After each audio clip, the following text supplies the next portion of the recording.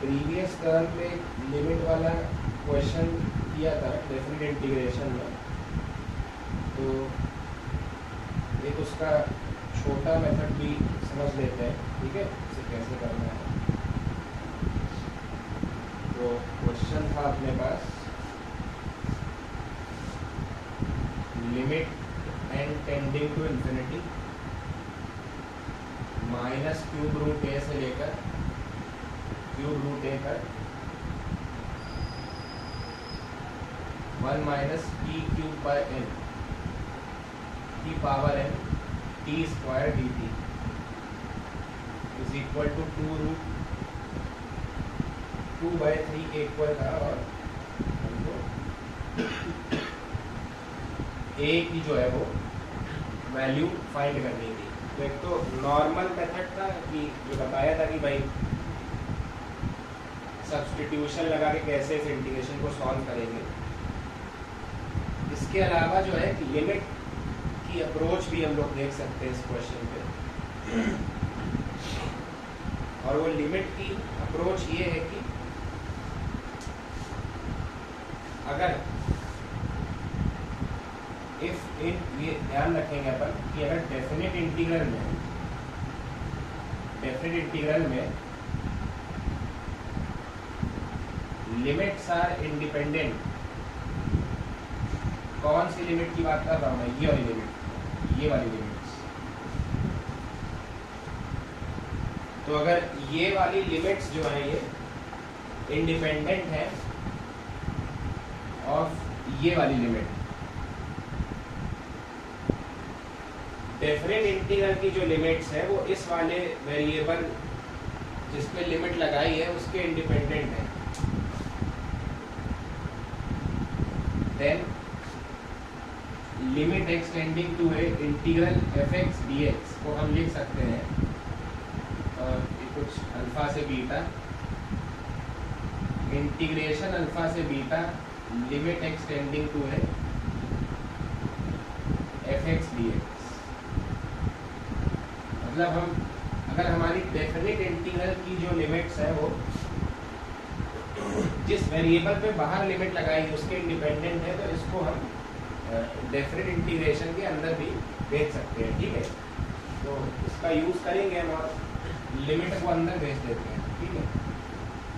Minus cube root a से cube root a तक limit n tending to infinity 1 minus t cube by n into t square d t बन जाएगा। तो limit खाली इस function में जाएगी, इसकी पावर एन दी है, तो साफ साफ दिख रहा होगा ये 1 raise to the power infinity वाला फॉर्म बन रहा है। ये जो है अपने पास ये 1 raise to the power infinity वाला फॉर्म बन रहा है। इसको सॉल्व करने का तरीका तो पता ही है सबको, है ना।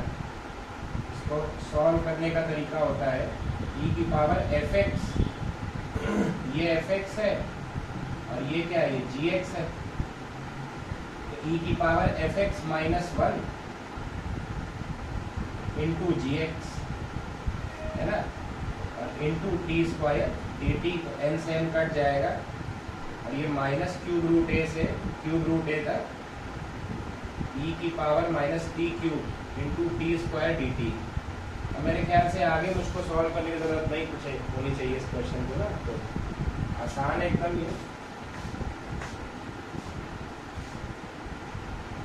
क्लियर होगा ना। ई की पावर माइनस टी क्यूब को कुछ अल्फा अपन मान लेंगे और ई की power minus t cube into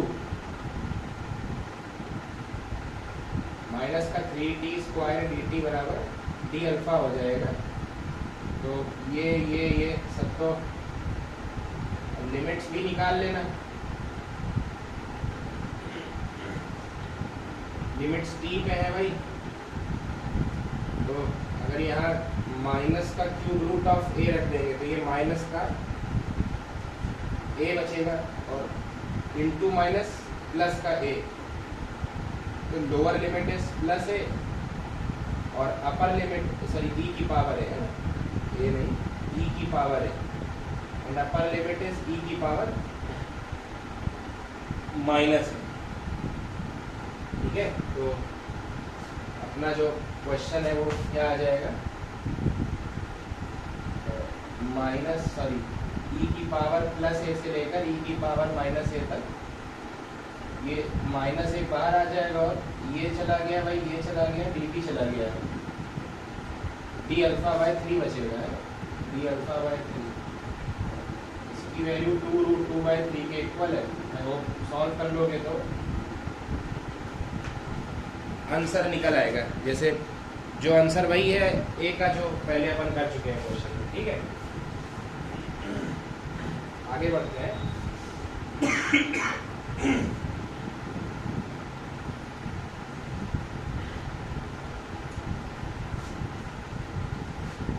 note कर लो है, फिर प्रॉपर्टीज पे चलते हैं।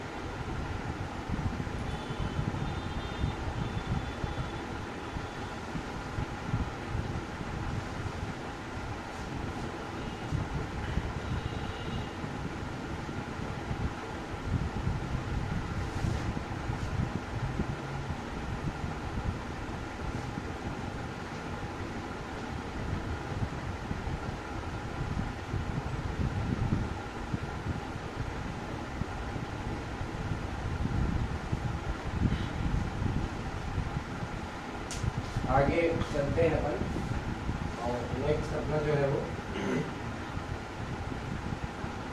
प्रॉपर्टीज ऑफ डेफिनिट इंटीग्रेशन हो।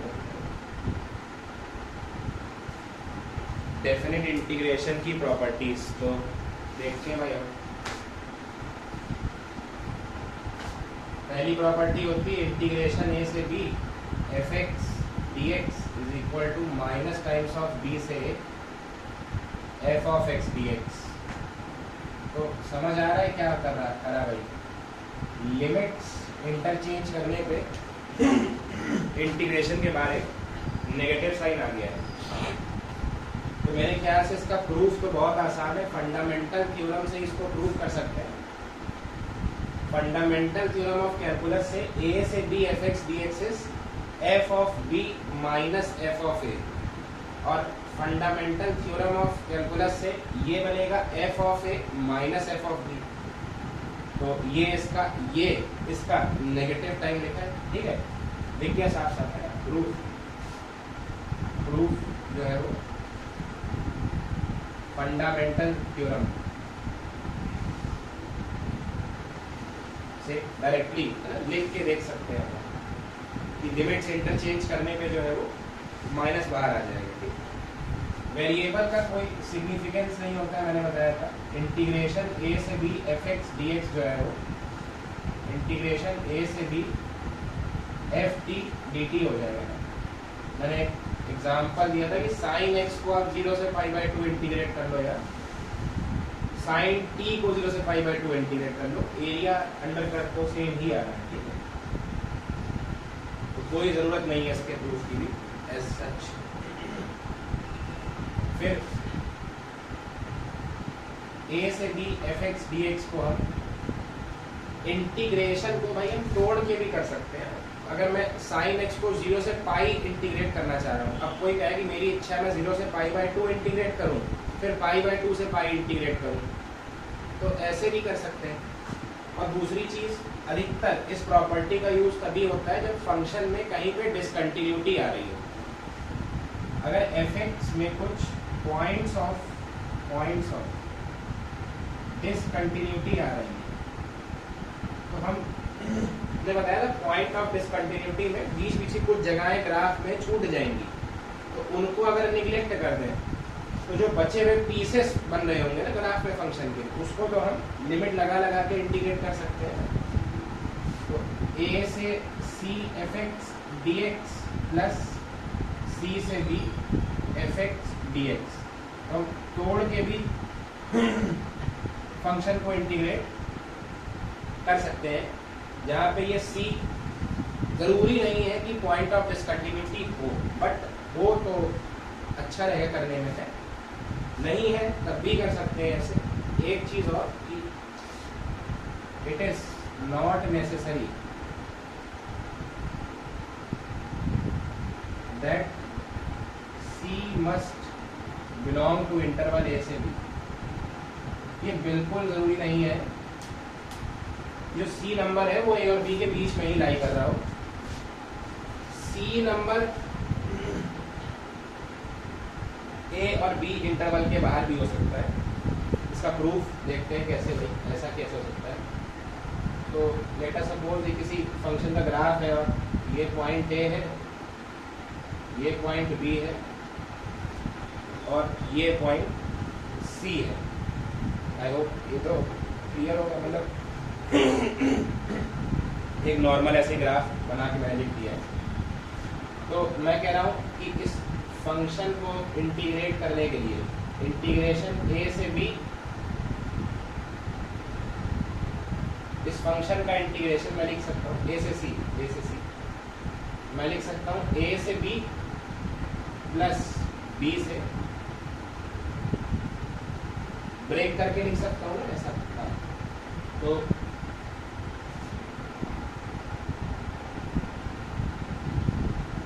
लिमिट चेंज करने वाली थ्योरम को अप्लाई करते हैं और देखते हैं कि इस वाले टर्म को मैं सी से बी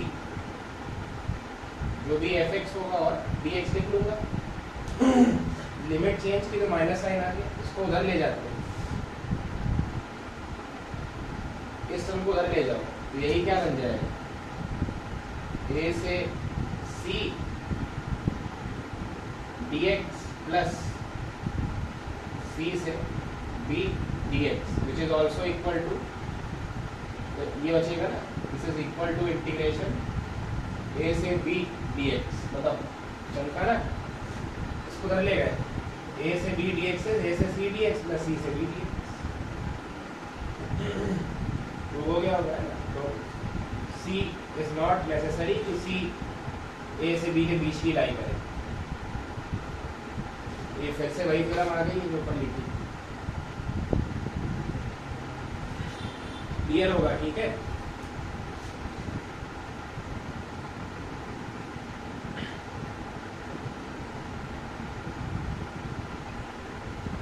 लिख लो, आगे बढ़े फिर।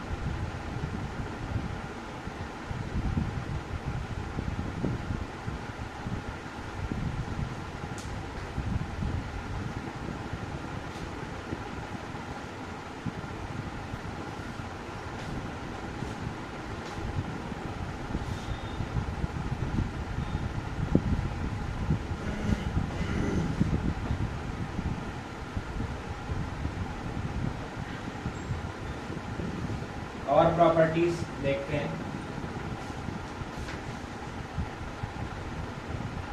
प्रॉपर्टी 4 रहेगी इंटीग्रेशन ए से b f x d x is equal to, तो x को अपन क्या कर रहे हैं, माइनस एक्स से रिप्लेस करना चाह रहे हैं, ठीक है। दैट मीन्स अगर यहाँ पे हम f of minus x d x कर देंगे तो लिमिट्स भी इंटरचेंज हो जाएंगी विद आर माइनस साइन, ठीक है। लिमिट्स भी इंटरचेंज हो जाएगी विद माइनस साइन। तो इंटीग्रेशन ए से b f x d x is f of minus x d x का इंटीग्रेशन फ्रॉम माइनस ए से माइनस बी। तो प्रूफ कैसे आया भाई? अच्छा एक दो और लिख लेते हैं, सबका प्रूफ एक साथ ही बता देंगे। नेक्स्ट जो है वो मैं जनरली इसको शिफ्ट प्रॉपर्टी कहता हूँ। ए से b f x d x is equal to a plus c से b plus c f of x minus c d x, and a से b f x d x is equal to a minus c से b minus c तक f of x plus c d x है। ऐसा ऐसा ऐसा तो सबका proof देखते हैं कि करके, ठीक है भाई। पहले वाले अगर हम प्रूफ देखें तो ये हमको समझ आ रहा है कि पहले कोई फंक्शन अज्यूम कर लेते हैं। ये लेट अस सपोज ये हमारा ए से बी तक एक कोई फंक्शन है F x d x,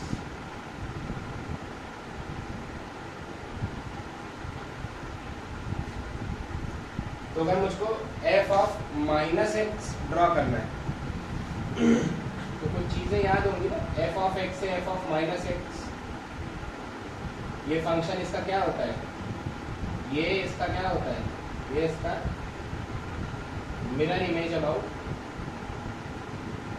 Y axis होता है, mirror image about y axis. तो हम इसी फंक्शन का वाई एक्सिस के अबाउट एक मिरर इमेज ड्रॉ कर लेते हैं ठीक इस तरीके से। तो ये अगर b है तो ये माइनस बी होगा, ये a है तो मैं कह रहा हूँ इधर कहीं तो माइनस a होगा। तो ये आ गया y is equal to minus f of minus x, ये वाला ये। बट मेरा क्वेश्चन तो ये है ना, दोनों कर्व हैं तो सिमेट्रिकल, तो एरिया अंडर कर्व तो भाई दोनों केसेस में सेम ही आएगा ना। आप इसको इंटीग्रेट कर लो, a से b एफ एक्स को इंटीग्रेट कर लो, या माइनस बी से minus A f of minus x को इंटीग्रेट कर लो, एक ही बात तो पड़ेगी ना भाई, एरिया अंडर कर्व तो सेम आ रहा है ना एग्जैक्ट। हाँ, तो प्रूफ मिल गया, ठीक है। नेक्स्ट का प्रूफ देखते हैं, बड़ा आसान। तो किसी ने कहा भाई कि हमने एफ एक्स ड्रॉ किया, तो मैंने कहा f of x minus c draw कर लो, f of x minus c. तो बताया सबने कि सी ग्राफ को आगे शिफ्ट कर दे, सी यूनिट है ना, क्योंकि एक्स को सी रखने पे जीरो आएगा, ग्राफ एक्स एक्सिस को काटेगा। तो भाई सी यूनिट आगे शिफ्ट कर दिया ग्राफ को मैंने, पैरेलली शिफ्ट होगा ना, ग्राफ पैरेलल शिफ्ट होना चाहिए था। ये एफ एक्स है, ये एफ ऑफ एक्स माइनस सी आएगा, पुट एक्स बराबर सी, जीरो हो जाएगा, ठीक। तो अगर मैं इसको a से b इंटीग्रेट कर रहा था और मैं इसको, दिख रहा होगा ना, मैं c आगे शिफ्ट हुआ हूं, तो मैं इसको a प्लस सी से b प्लस सी तक ही तो इंटीग्रेट करूंगा। समझ आ रहा होगा ना, एरिया आगे शिफ्ट हो गया है c यूनिट्स, तो दिख गया होगा प्रूफ है। सिमिलरली सेम फैशन में मैंने ग्राफ को c यूनिट्स पीछे शिफ्ट कर दिया, मैंने ग्राफ को c यूनिट्स पीछे शिफ्ट कर दिया, पुट x बराबर माइनस सी ना भाई, तभी जीरो मिलेगा। तो ये जो इसकी लिमिट है ये a माइनस सी हो जाएगी और ये वाली b माइनस सी हो जाएगी। एरिया तो अभी भी वही मिल रहा है वैसा, बट शिफ्टिंग हो गई। दोनों का प्रूफ एक ही साथ निपटा दिया है। पॉज कर लो, लिख लो अपना।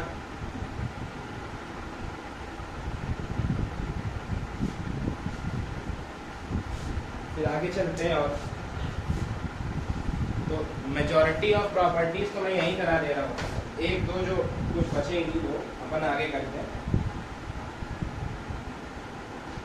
नेक्स्ट जो प्रॉपर्टी है वो अपने पास रहेगी, माइनस ए से f x d x is equal to zero से a f of x plus f of minus x d x.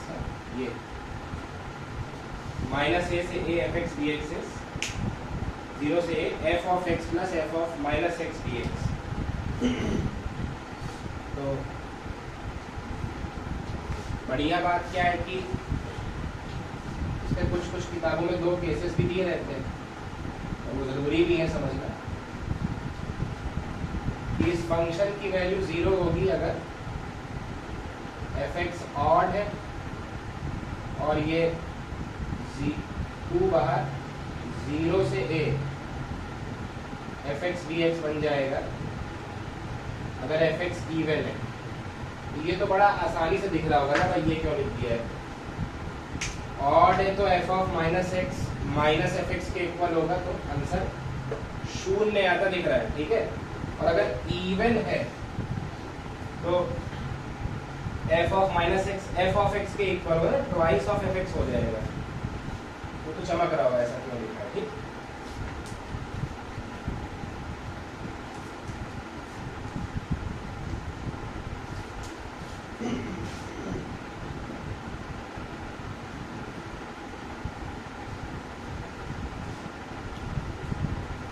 तो इसका प्रूफ देखते हैं। Proof, let us go on proof. तो सवाल ये भी आ सकता है कि अगर भैया ये फंक्शन ना ऑड हुआ ना इवन हुआ तब क्या करेंगे। तो मैं कह रहा हूँ जो खाली रिजल्ट है वो लगाओ, अगर ऑड इवन नहीं पता है फंक्शन का, जो रिजल्ट है ये लगाओ ना, इससे सॉल्व हुआ क्वेश्चन, ठीक है। तो मैं खाली इस रिजल्ट को प्रूफ कर रहा हूँ, ये तो ऑटोमेटिक उसी में शामिल हो जाएगा, ठीक है। तो इसके प्रूफ को देखते हैं भाई कि कैसे प्रूफ होगा। तो माइनस ए से मैंने कहा कि वो जो कंटिन्यूअस इंटरवल वाली प्रॉपर्टी होती है, मैंने कहा उसके हिसाब से इसको तोड़ लेते हैं कि माइनस ए से 0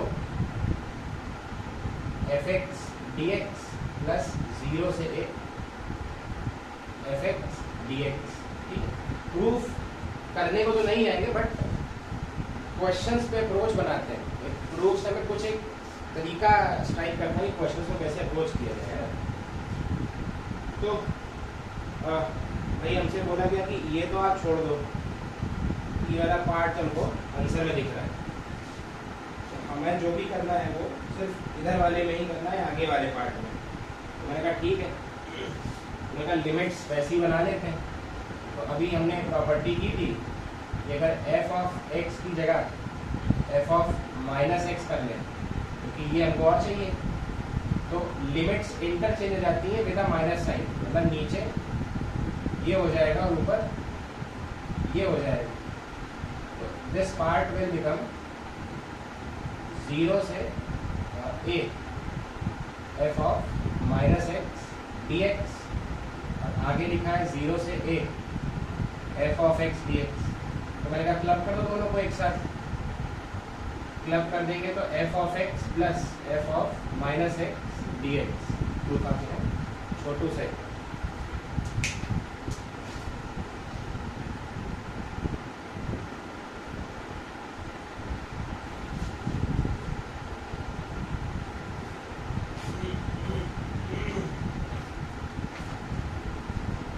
और देखिए नेक्स्ट प्रॉपर्टी है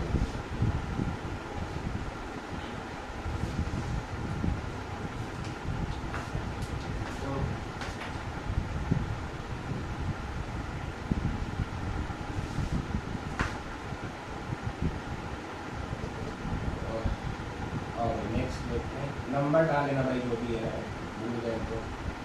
ए से b f x d x is a से b f of a plus b minus x d x. Next ये आ जाएगी ए से b f x d x is a से b f of a plus b minus x d x. तो देखते हैं भाई कैसे, समझ तो आ गया हो क्या। लिमिट्स का सम माइनस एक्स कर दिया है मैंने एक्स की जगह पर। ये कह रहा है कि भाई ये सेम चीज़ है। हाँ भाई देखते हैं भाई। तो पहला तो इनपुट यही दिख रहा है कि भाई एक्स से माइनस एक्स हो रहा है, उसी वाली प्रॉपर्टी में जाना चाहिए भाई। तो मैंने कहा कि एफ ऑफ एक्स से एफ ऑफ माइनस एक्स बनाने के लिए एक तो मैं लिमिट चेंज कर दूँ माइनस साइन लगा के, और यहाँ माइनस एक्स डी एक्स कर दूँ। फिर मुझको शिफ्ट प्रॉपर्टी याद आ रही है कि x में माइनस एक्स में a प्लस बी और आ गया है, उसको शिफ्ट प्रॉपर्टी याद आई। तो मैंने कहा कि ठीक है, मैं रिप्लेस कर रहा हूँ x को with minus x minus a minus b, ऐसा x को मैंने इससे रिप्लेस कर दिया direct, x minus a minus b ऐसा। तो यहाँ जो x है ना,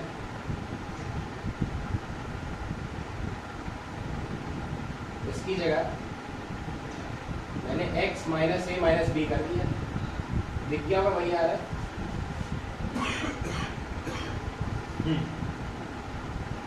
तो बेसिकली क्या हुआ है वो देखो। तो हुआ ये है कि हमने x में a प्लस बी को ऐड किया है। तो जब फंक्शन में ऐड करते हैं तो लिमिट में सबट्रैक्ट कर दें, या तुम x के रिस्पेक्ट में देखो, x के रिस्पेक्ट में। तो x के रिस्पेक्ट में वो देखने में समझ आएगा कि x में a प्लस बी मैंने माइनस किया है, x में a प्लस बी मैंने सबट्रैक्ट किया है, तो लिमिट में ऐड कर दें a प्लस बी। है ना भाई, इसको ऐसे देखो ना कि ये यूं लिखा है, x में देखो सर, मैंने x में a प्लस बी माइनस किया है, लिमिट में क्या करते हैं सबट्रैक्ट, सॉरी ऐड कर दे, तो भाई ऐड कर दिया।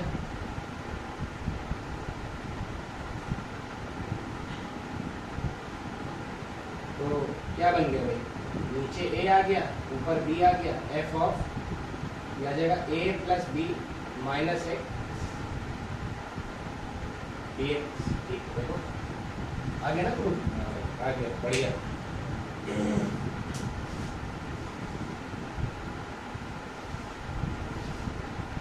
और देखें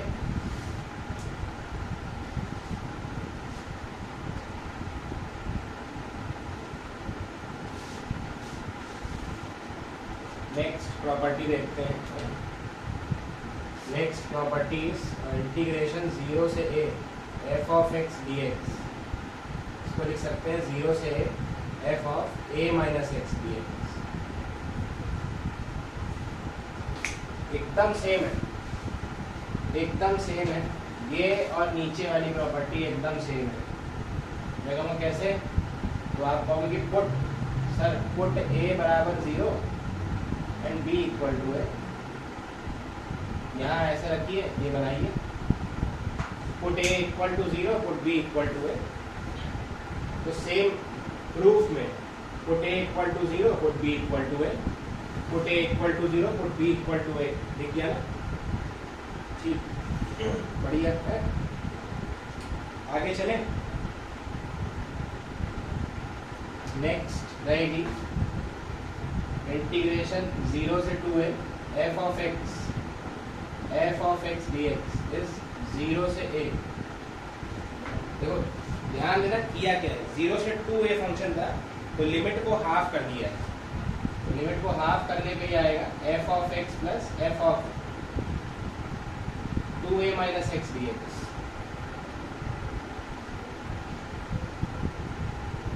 बताओ ठीक है, लिमिट को हाफ करने पे मैंने इसको ऐसा लिख दिया। देखो भाई रटना तो पड़ेगा, प्रूफ सब अपनी जगह सही है, लेकिन प्रॉपर्टी को रटना तो है ही, रटे बिना सवाल नहीं होंगे। तो प्रूफ देखते हैं इसका, ये कैसे हो गया भाई। अच्छा एनसीईआरटी या कोई बुक उठाओगे स्कूल की तो उसमें इसमें एक एडिशनल चीज़ और दी हुई है, और वो ये है कि बहुत ही घटिया है कि आप लोग चलो बता दें, इसकी वैल्यू 0 होगी if f of x is equal to minus times of f of 2a minus x, ठीक है, एंड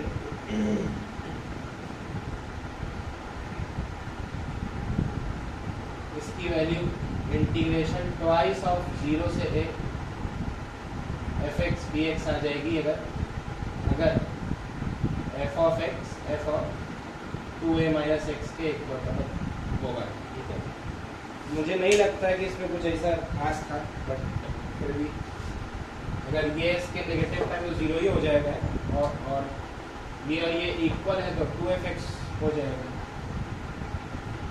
एकदम सेम है। प्रूफ पे चलते हैं।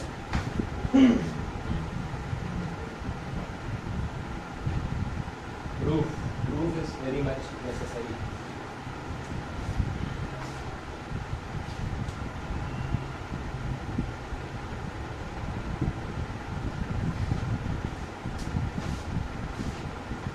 तो 0 से 2a को हम तोड़ते हैं, ठीक है।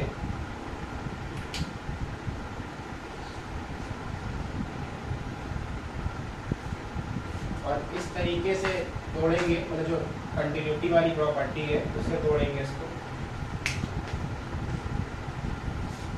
मैंने तोड़ा इसको 0 से a fx dx plus a से 2a fx dx, ऐसा ऐसा, ठीक है। तो भाई हमसे कहा गया ये वाला पार्ट तो कुछ हो नहीं क्योंकि ये आंसर में है, जो करना है अब इसमें कर लो। तो मैंने कहा इसमें करने के लिए मुझको दिख रहा है कि यहाँ एक माइनस एक्स का टर्म है, तो माइनस एक्स का टर्म बनाने के लिए मैंने तो लिमिट्स इंटरचेंज कर दी और यहाँ f of minus x d x कर लिया, लिमिट्स इंटरचेंज करने के साथ लगेगा। फिर मुझको शिफ्ट याद आ रहा है कि मैं अगर x को देखूँ, सिर्फ x को, तो x में 2a माइनस करना पड़ेगा मुझे, तब मैं उस पर पहुँचूँगा। मैंने शिफ्ट लगा लिया कि x में मुझको माइनस करना पड़ेगा 2a, तो अगर x में 2a माइनस किया है तो लिमिट्स में 2a ऐड हो जाएगा, तो ये आ जाएगा 0 से a f of 2a minus x d x, है ना, ऐसा। तो ये फिर ये तो एज इट इज यहाँ पे कैरी फॉरवर्ड हो गया, this is I1 and this is I2 and I1 plus I2 is 0 से a fx dx plus f of 2a minus x d x. ये प्रूफ आ गया है, कैसे आया इस बात में लिख लो है।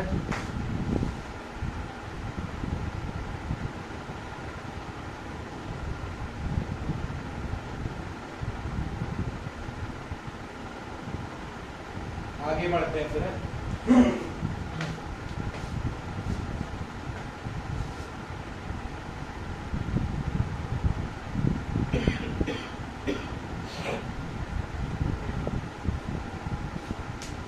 ठीक है, एक लास्ट अभी और देखते हैं, उसके बाद जो है एक आध है वो मैं आखिरी में बताऊंगा प्रॉपर्टी, मेजॉरिटी तो यही हो गई है कंप्लीट है।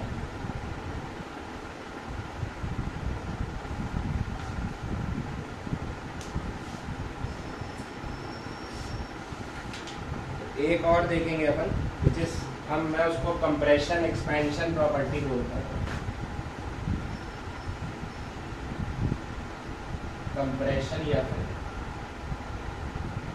एक्सपेंशन की प्रॉपर्टी, और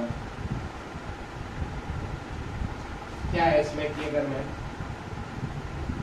a से b fx dx को इंटीग्रेट कर रहा हूँ और ये इक्वल होगा integration f of kx dx a by k से b बाई k तक।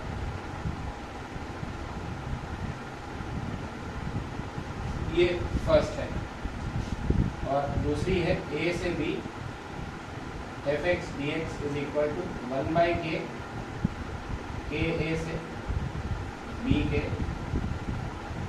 And f of x by k dx।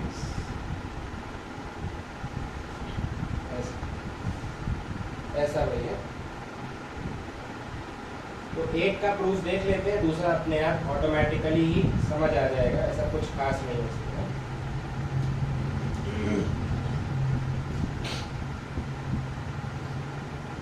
चलो, तो मान लो कि ये a से b fx dx का ग्राफ है, तो सब लोग मेरे से इस बात पे हाँ करोगे कि अगर मैं f ऑफ kx का ग्राफ a बाई k से b बाई k के बीच में ड्रॉ करूं तो मेरे को सेम रेंज मिलेगी।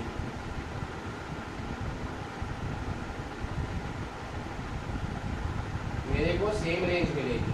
इसका सबको एग्री होना चाहिए कि मैं fx का ग्राफ a से b ड्रॉ कर रहा हूँ और f ऑफ kx का ग्राफ a बाई k से b बाई k ड्रॉ कर रहा हूँ। मेरे को रेंज सेम मिल रही है भाई, रखो ना, f ऑफ a से f ऑफ b मिल रही है रेंज, ये रखो, f ऑफ a से f ऑफ b मिल रही है रेंज, तो रेंज एग्जैक्टली सेम मिल रही है, रेंज बिल्कुल बिल्कुल सेम है, ठीक है। तो मुझको पता है कि फंडामेंटल प्रॉपर्टी से मैं इसको लिख सकता हूँ इंटीग्रेशन a से b fx dx and this is equal to अगर मैं इसको वही n इक्वल इंटरवल्स में बांट दूं और सबकी विड्थ डेल्टा x है, तो delta x is b minus a by n। तो सिग्मा है रेक्टेंगल्स पे, याद करो ना, n टेंडिंग टू इन्फिनिटी, याद आया। तो this is equivalent to sigma limit n tends to infinity and 1 से लेकर n तक। तो area under the curve is rectangle, तो रेक्टेंगल में भाई हर जगह पे फंक्शन की वैल्यू चेंज हो रही होगी, that is y is length of function at each interval into width is b minus a by n, ठीक है, ऐसा है। बट यहाँ पर मैं फिर से ग्राफ को n इक्वल इंटरवल्स में डिवाइड कर रहा हूँ with each interval of width delta x। तो यहाँ सब मेरे से कहेंगे कि डेल्टा x की वैल्यू जो है वो b minus a by n k आएगी, b by k minus a by k upon n। तो अगर मैं यहाँ पे फंडामेंटल थ्योरम लगाता हूँ कैलकुलस की, तो मैं लिख लूँगा limit n tends to infinity 1 से लेकर n तक summation yi which is values of length of rectangle, जो कि सेम है यहाँ भी और यहाँ भी, क्योंकि y इज रेंज और रेंज दोनों में सेम मिल रही है, and b minus a by n के ये। तो कहोगे सब लोग कि हाँ बिल्कुल जो फर्स्ट वाला रिजल्ट आपने लिखा है, फर्स्ट रिजल्ट, ये सेकेंड रिजल्ट, जो फर्स्ट रिजल्ट है दिस इज a से b fx dx, और जो सेकेंड रिजल्ट लिखा है that is a by k से b by k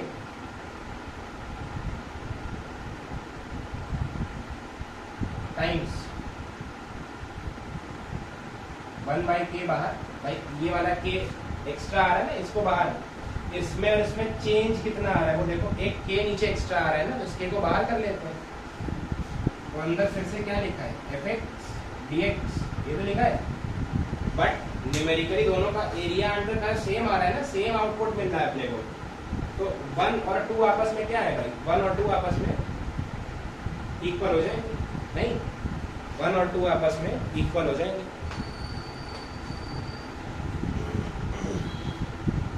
similarly same fashion में आप देख सकते हो ना, ये और इसकी रेंज भी सेम आ रही है, a से b ही रेंज पड़ेगी जब आप k a और b के रखोगे, तो एक k एक्स्ट्रा यहाँ की जगह यहाँ दिख जाएगा, एक्स्ट्रा k यहाँ की जगह यहाँ दिख जाएगा, तो 1 इज इक्वल टू 2 फिर से आ जाएगा। बहुत इजी है, अपने आप कर सकते हो, सेम तरीका है।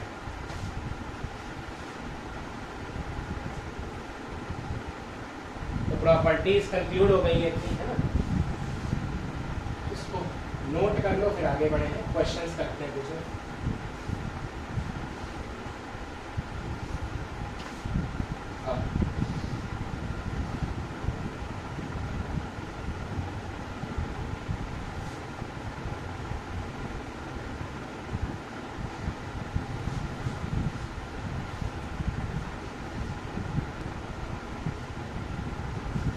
चलते हैं, ठीक है, और क्वेश्चंस कुछ करते हैं।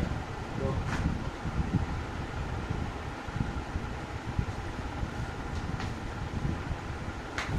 देखते हैं क्या क्या आ सकता है।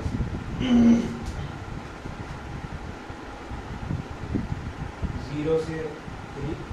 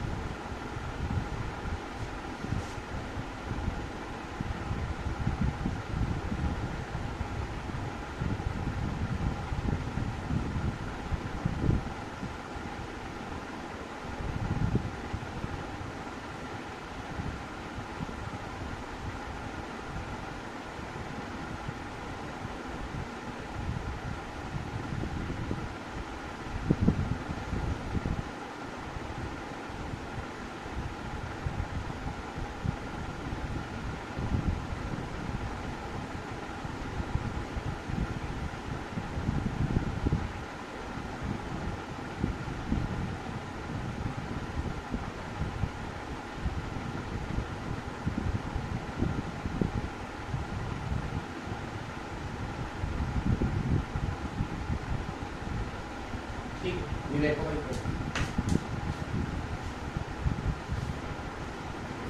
ट्राई दो है।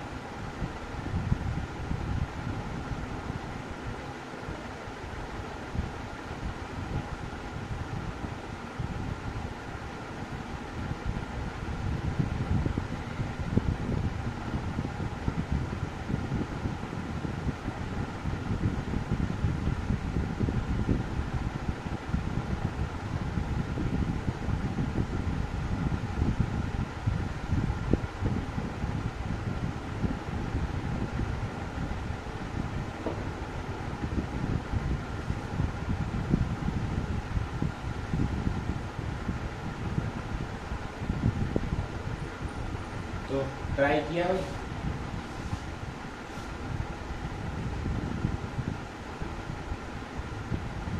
मॉड में अप्रोच पता होगी क्या करते हैं भाई, तो मॉड का रूट निकाल लेते हैं। मॉड का रूट है 9/5। तो 9/5 पे इस पे शार्प टर्न आ रहा होगा।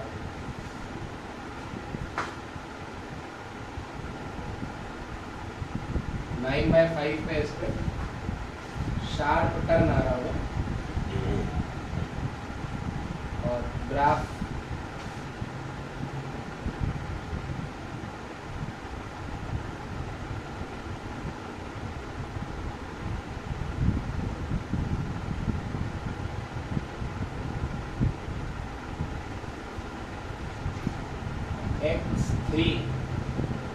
x0 रख देंगे तो ये वैल्यू जो है दैट इज माइनस का 4 विच इज +4 है, ठीक है, +4। 3 पे ये वैल्यू आ जाएगी। 3 पे 15 - 9 दैट इज 6 आ जाएगी। तो गड़बड़ कर 0 पे तो 0 पे तो 9 आएगा ना, -0 पे 9 आएगा और 3 पे 15 - 9 6 है। तो ग्राफ भी लगे यहाँ देखते चले। ये चाहिए ना अपने को, ये मॉडल ग्राफ तो दिख गया होगा ना, ये चाहिए, ये चाहिए। तो स्कूल में तो क्या करना होता है कि ये टर्निंग पॉइंट दिख गया तो इसको अलग अलग ब्रेक कर लो ना। मॉड की प्रॉपर्टी पता होती है भाई, 0 से 9/5 तक ये मॉड नेगेटिव खुलेगा और 9/5 से लेकर 3 तक मॉड पॉजिटिव खुलेगा। हो जाएगा ना इंटीग्रेट, आसान है। तो और मैं तो कह रहा हूँ कि ग्राफ दिख गया, काय को इंटीग्रेट करना है। Δ1 और Δ2, Δ1 is half base into height and Δ2 is half, ये 3 है और कितना आएगा भाई,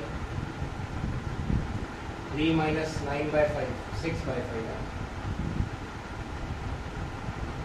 base into height, height is 6.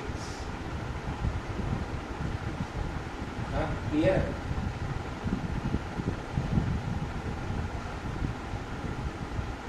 Area under the curve, definite integral खत्म. ठीक.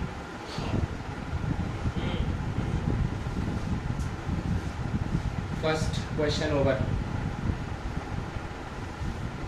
सेकेंड, 0 से 2 pi mod 1 plus cos 2x. Mod का रूट दिख गया.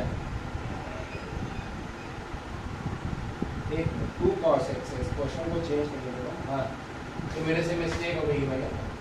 2 cos x है क्वेश्चन. 1 प्लस 2 cos x है मॉड में. तो मॉड का रूट दिख गया -1/2. तो क्या करना है, मेथड 1 क्लियर है. 0 से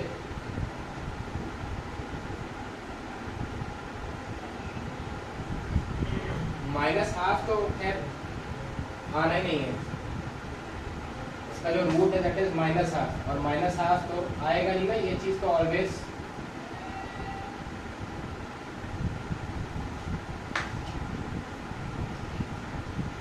नहीं 0 से 2 पाई है, चेंज होगा. 0 से 2 पाई है. cos x -½ है. x क्या है, x इज 2π/3. x पे लिमिट लगी है ना, सॉरी. तो x से 2π/3, तो 0 से 2π/3 तक तो ये क्या होगा, नेगेटिव हो जाएगा ना. तो माइनस लगा लेना 2 cos x इंटीग्रेट करने से पहले. और फिर 2π/3 से लेकर 2π तक.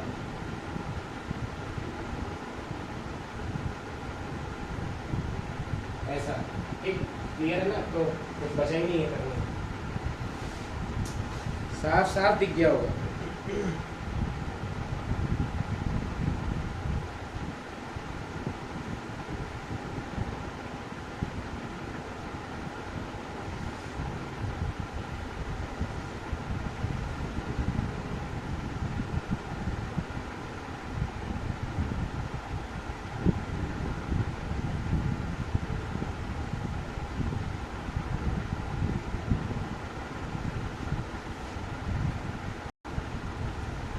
ऑल्टरनेटली कोई ये भी सोच सकता है कि मैं 0 से 2a वाली प्रॉपर्टी लगाऊंगा ना, दिमाग में देखते ही.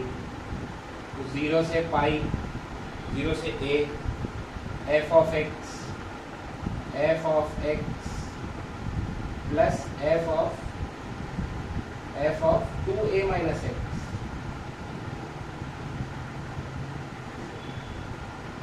है ना. ये भी तो आ सकता है ना दिमाग में भाई, बड़ा प्रॉपर्टी. तो प्रॉपर्टी पढ़ी है तो प्रॉपर्टी से ही समझे भी जाता था.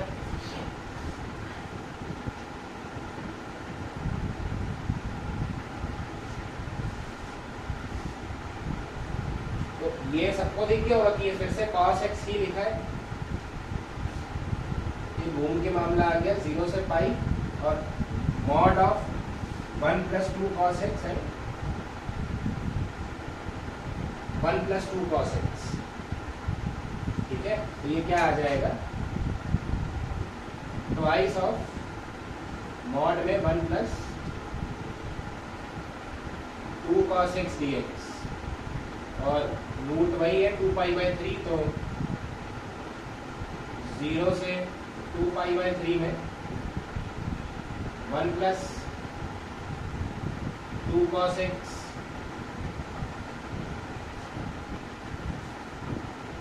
माइनस के साथ है एंड प्लस 2π/3 से लेकर पाई तक.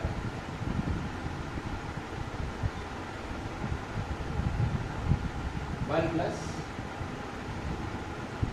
2 cos x. ऐसा.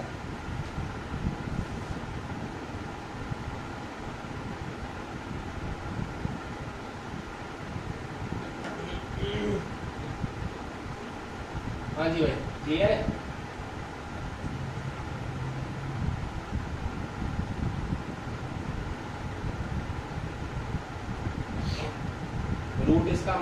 हाफ है ना,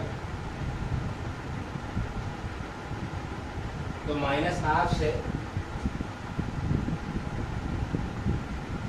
उल्टा कर दिया है क्या मैंने, चेक कर लो एक बार। 1 + 2 cos x dx है ये मॉड में, इसका मॉड का रूट तो माइनस हाफ है, मतलब x की वैल्यू 2π/3 आएगी। माइनस हाफ पे तो ये 0 है, माइनस हाफ से छोटा नंबर डाल दें अगर, माइनस हाफ से, हाँ ठीक है, ये यहाँ पे माइनस आएगा, यहाँ माइनस आएगा। कॉस तो डिक्रीजिंग फंक्शन होता है, कॉस डिक्रीजिंग फंक्शन होता है, तो ये ध्यान देना पड़ेगा कि अगर हमको माइनस हाफ से छोटा नंबर करना है तो थीटा 2π/3 से बड़ा करना पड़ेगा, नहीं एग्जैक्टली तो थीटा 2π/3 से बड़ा इधर आएगा, तो थीटा अगर 2π/3 से बड़ा इधर आएगा तो ये नेगेटिव हो जाएगा, वो पॉजिटिव रहेगा, बिकॉज आप माइनस हाफ से बड़ा नंबर डालोगे, अगर रूट से बड़े नंबर में मॉड पॉजिटिव करता है तो उसके लिए theta should be less than 2π/3, ठीक है।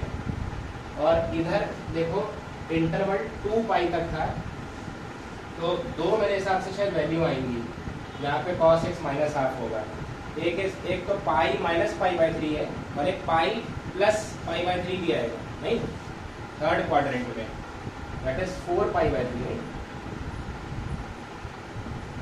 तो ये दोनों जगह पे ही ये नेगेटिव होगा।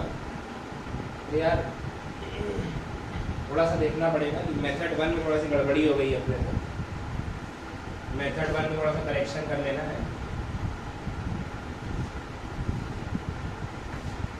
तो मेथड 1 में क्या करेक्शन करेंगे अपन कि भाई ऐसे देखो 0 से 2π/3 तक, तो वो थीटा 1 + 2 cos x है ना फंक्शन, तो आप जो उसका रूट है उससे छोटा नंबर रख लो, तो थीटा ऑब्वियसली बात है बड़ा होगा, तो ये पॉजिटिव खुलेगा। और ऐसे भी ध्यान रख सकते हो कॉस में उल्टा चलता है ना, कॉस में उल्टा चलता है। अब आओगे 2π/3 से पाई, 2π/3 से 4π/3 ले लो यार, तो 2π/3 से 4π/3 या पाई ले लेते हैं, जैसे सही लगे ना, रूट्स पे तोड़ना है मेरे को, तो बस 2π/3 से 4π/3 तक, तो क्या है मामला अपना, ग्राफ से समझ लो अगर दिखता है ये 2π/3 है, जहाँ ये 0 हो जाएगा माइनस हाफ, ये किधर आएगा 4π/3, और इधर भी अपना आंसर 0 हो रहा है, तो 0 से 2π/3 इस वाले रीजन में ना, इस वाले रीजन में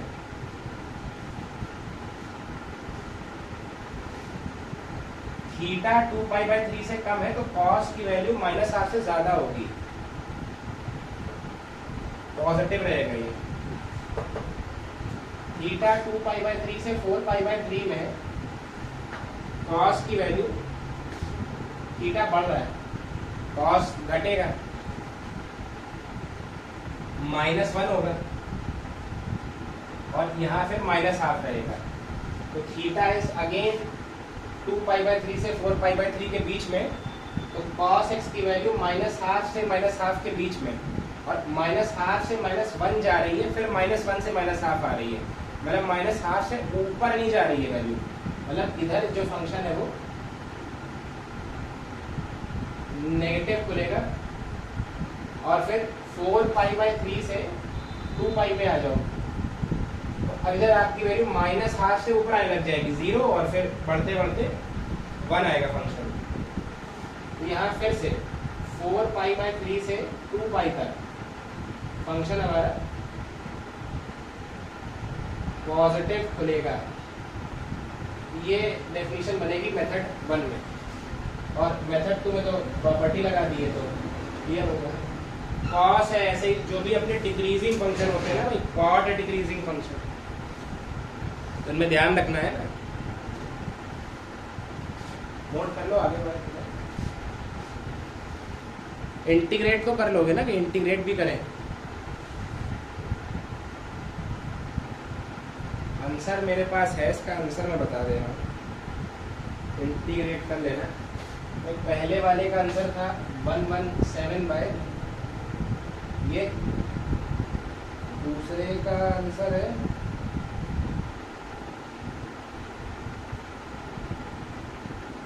2π/3 प्लस 4√3 है।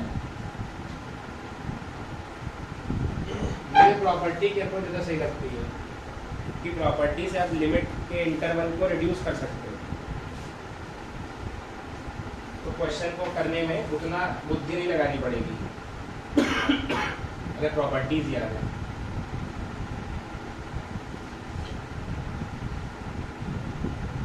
और देखिए भाई, ये नेक्स्ट दोनों है,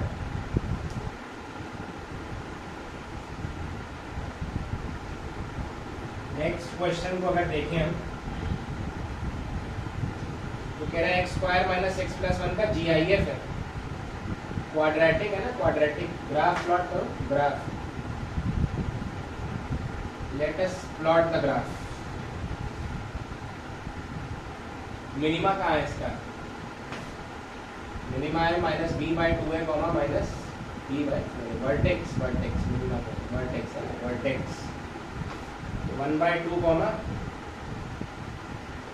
3/4 b², 3/4, 1/2, 3/4 है ना, 1/2,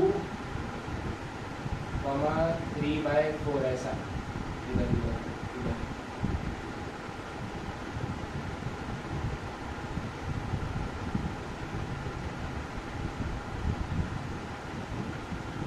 3/4, 1/2।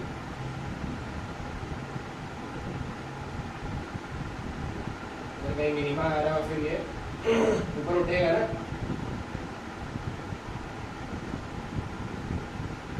सिमेट्रिक होता है भाई अपना पैराबोला है ना, वर्टेक्स के अबाउट इस पैराबोला अपना वेरी वेरी मच सिमेट्रिक। तो अपने को 0 से 2 में ही देखना है, 0 ये हो गया, इसके आगे नहीं जाना अपने को, यही अपना फुल स्टॉप है। और फिर इसके बीच में इंटीजर्स क्या क्या आ रहे हैं भाई, इंटीजर्स में GIF पलटेगा, तो 1 पे देखो फंक्शन की क्या वैल्यू आ रही है भाई, 1 पे 1 आ रही है, 1 पे फंक्शन की वैल्यू इज 1 मान लेते हैं। 2 पे क्या आ रही है फंक्शन की वैल्यू, 2 का स्क्वायर 4, 4 + 1, 5 - 2 3 है। 2 पे फंक्शन की वैल्यू आ रही है अपने पास 3, ऐसा ये।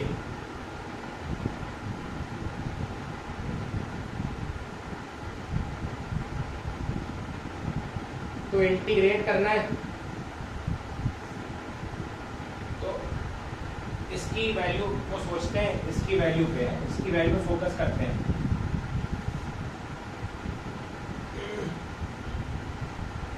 इस फंक्शन की वैल्यू अगर 0 से 1 के बीच है, उसका GIF का वैल्यू तो क्या आएगा, 0 आएगा ना।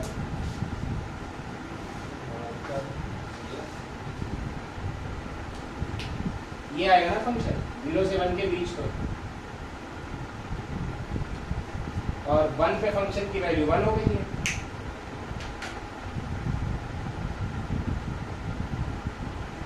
फिर 1 से 2 के बीच भाई फंक्शन की वैल्यू कहीं 2 दी हुई होगी, वो हमको नहीं पता है, वो नंबर हमको फाइंड करना है कि फंक्शन की वैल्यू 2 कहाँ हुई होगी, ये हमको नंबर फाइंड करना है। तो फाइंड कर लेते हैं भाई, कर लो भाई फंक्शन को 2, x² - x - 1, x की value b square minus 4ac। तो साफ साफ दिख रहा है ना कि ये तो पॉजिटिव वाली ही हो सकती है वैल्यू।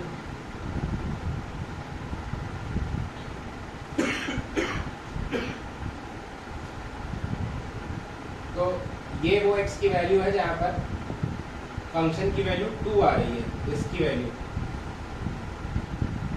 ये क्लियर है? तो अपन क्या कह सकते हैं कि जब 1 से इस नंबर के बीच में है x की वैल्यू, तो फंक्शन जो है वो ये वाला इंटीग्रेट हो जाएगा।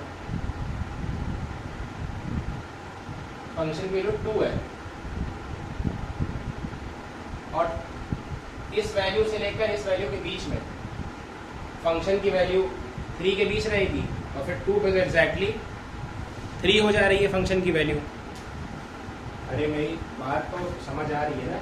x 0 से 1 के बीच है, 1 पे फंक्शन की वैल्यू 1 हो गई। 0 से 1 के बीच अगर x है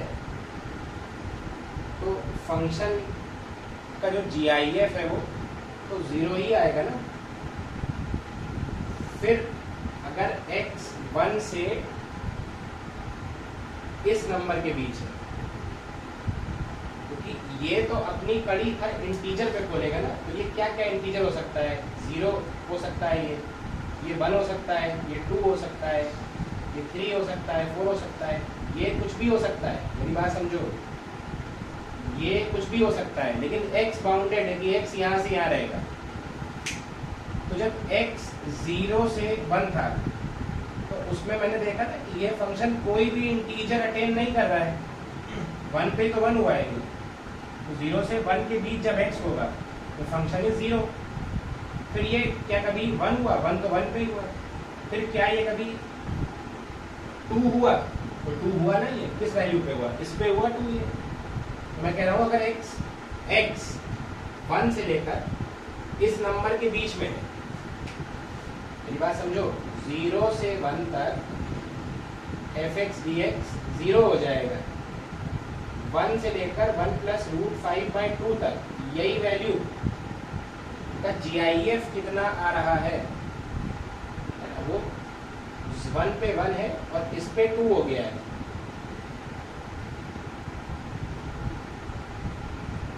इस नंबर पे उछल के ग्राफ 2 चला गया है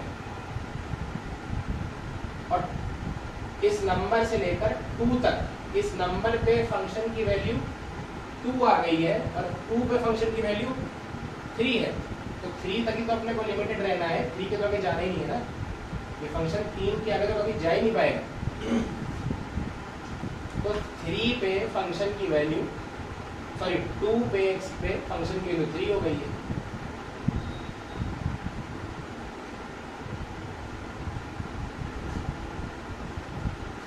तो 1 से 1 प्लस √5/2 तक हमको किसको इंटीग्रेट करना है? 2 को। 1 से 1 प्लस 1 को 1, सही। और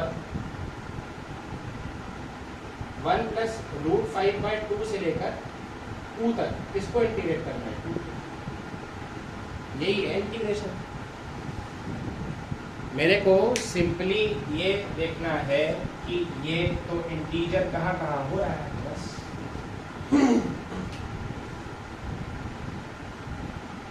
और डायरेक्टली भी देख सकते हो, Δ1 0 है, Δ2 इसकी हाइट 1 है और ब्रेड्थ हो जाएगी ये Δ3, ब्रेड्थ हाइट इसकी 2 है और यह आ जाएगा 2 माइनस 1 प्लस √5/2। ये भी सॉल्व कर सकते हैं ना डायरेक्टली। रेक्टेंगल्स का एरिया जोड़ दूंगा अगर मैं।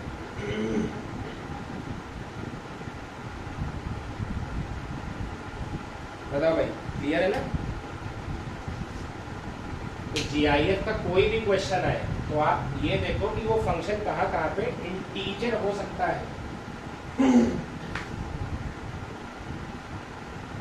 और किन किन एक्स की वैल्यूज पे हो सकता है। तो 0 पे फंक्शन 1 हो रहा है,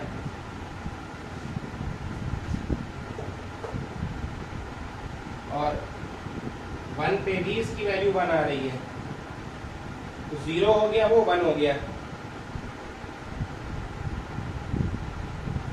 और 0 तो कभी हुआ ही नहीं। खैर कि जब x को 0 डाला था वो भी 1 हो रहा है, उसके बाद वो 1 भी हो गया। अब 2 नहीं दिख रहा तो निकाल लिया, और 3 2 पे हो रहा है, और 2 के आगे जाना नहीं है, बस इंटीग्रेट कर लीजिए। ठीक है, ये लास्ट और कर लो, फिर नेक्स्ट टाइम पे करते हैं।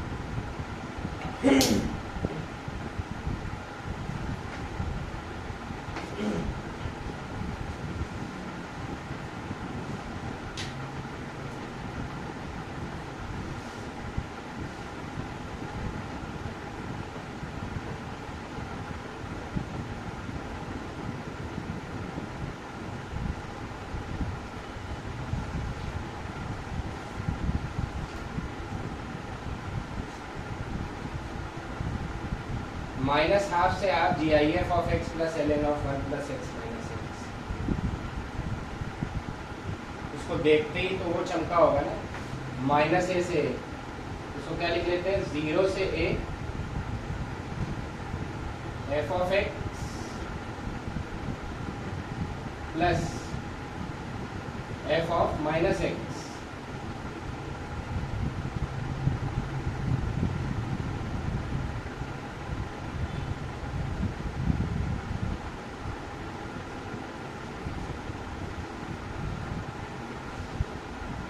समझदार व्यक्ति है तो ये तो कट गया,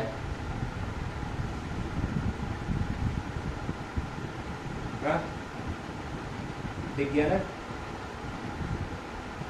और जो थोड़े और समझदार हैं वो बता सकते हैं कि 0 से हाफ में g i f of x और g i f of minus x ये 1 होता है। जी आई एफ की प्रॉपर्टीज बताओ। अरे अब कोई भी नंबर लो 0 से हाफ के बीच में, 1/4 ले लो यार, 1/4 का जी आई एफ क्या आएगा 0, और माइनस 1/4 का जी आई एफ -1 आ गया। हाँ सॉरी -1 नहीं -1, ठीक, -1 होगा। इंटीग्रेट कर लेंगे, x does not belongs to integer, x plus gif of minus x is -1, x belongs to integer, x plus gi plus minus gif of x is 0।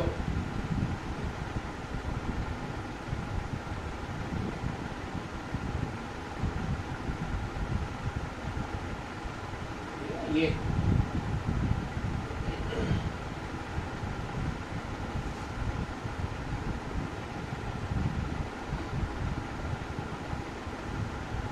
तो question में तो दम नहीं है ना।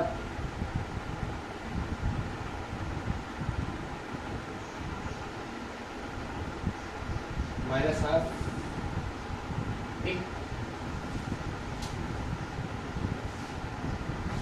देख लेना सारे क्वेश्चंस को एक बार, कोई डाउट तो नेक्स्ट टाइम पे डिस्कस कर लेंगे। और जीआईएफ में अगर दिक्कत लग रही हो या कुछ तो लो भाई,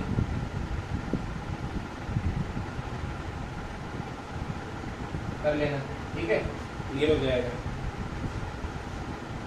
ठीक है भाई, नेक्स्ट टाइम पे मिलते हैं।